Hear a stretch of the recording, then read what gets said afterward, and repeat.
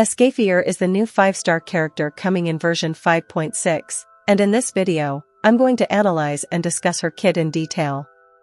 We'll look at how her skill and burst work, what her passives and constellations offer, and how her design fits into current team comps. Whether you're thinking about pulling or just curious about her role, this breakdown will cover everything you need to know. Looking at her base stats and weapon, she has 13,348 base HP, 347 base attack, and 732 base defense, with a crit rate bonus stat that reaches 19.2%. While she doesn't have the highest base attack among 5-star polearm users, her bonus crit rate helps her scale without needing to fish for substats.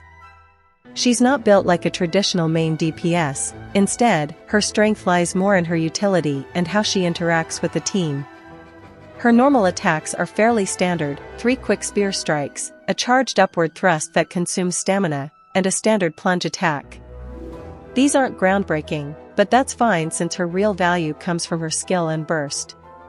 Her elemental skill has 2 modes depending on whether you tap or hold it. If you tap, she summons a mechanical assistant that follows your active character and periodically fires cryo projectiles.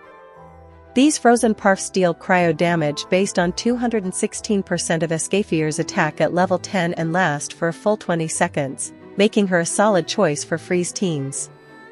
She also triggers an AoE cryo attack at intervals while the assistant is active, adding extra utility for Fontaine's combat mechanics.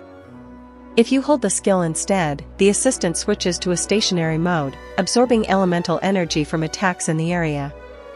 Her elemental burst is where things get really interesting. It delivers a huge AoE cryo hit with 1670% attack scaling at level 10 and heals all nearby teammates simultaneously. The healing is based on her attack, 309.7% plus a flat 2373 HP restoration. Additionally, using her burst activates a healing overtime effect for 9 seconds, restoring HP at intervals based on 138.24% of her attack. This means she's not just a one-time burst healer, she provides sustained healing, making her a viable replacement for a dedicated healer. She functions as a hybrid healer DPS support, which is rare and valuable. One of her passives adds a powerful resistance reduction effect. When you hit enemies with her skill or burst, she lowers their cryo and hydro resistance for 12 seconds. The amount depends on the number of cryo or hydro characters in your team. 1 gives 5%, 2 give 10%, 3 give 15%, and a full cryo hydro team gives a massive 55% resistance reduction. This is exceptionally high, as most other characters with resistance shred cap out at around 15 to 20%. However, it does restrict her team compositions, making her most effective in freeze teams like Ayakakokomi comps, where she applies cryo consistently, buffs cryo damage by reducing enemy resistance, and heals without taking up much field time. ESCOFFIER'S constellations further enhance her utility. Her first constellation boosts the team's cryo critical damage by 60% for 15 seconds if the entire team is composed of hydro and cryo characters. Constellation 2 introduces a stacking mechanic where she generates 5 stacks when she activates her cryo assistant mode. If a teammate deals cryo damage, a stack is consumed to boost that hit by 240% of ESCOFFIER'S attack. This is great for single target fights but burns through quickly in AoE situations. Constellation 4 extends the healing overtime effect from her burst by 6 seconds and adds a chance to double the healing and restore 2 energy, scaling with her critical rate. Constellation 6 turns her from a support into a high damage dealer, while the assistant is in mobile mode. Normal, charged, or plunging attacks from the active character can trigger additional cryo projectiles, dealing 350% of ESCOFFIER'S attack as AoE cryo damage up to 6 times per summon. When it comes to build options, she's quite modular. You can build her for full attack to maximize healing, lean into elemental mastery for reaction-based teams, or focus on crit stats to enhance her constellations.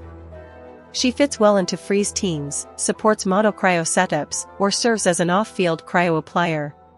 However, she has limitations. She strongly prefers cryo hydro teams. Placing her in pyro or electro teams reduces her value, as she loses resistance shred, cryo crit damage buffs, and key synergies. She's not as universally flexible as characters like Bennett or Farina, but within the right team, she excels in utility. For players planning to build a strong team around Skirk, ESCOFFIER'S is a character worth considering.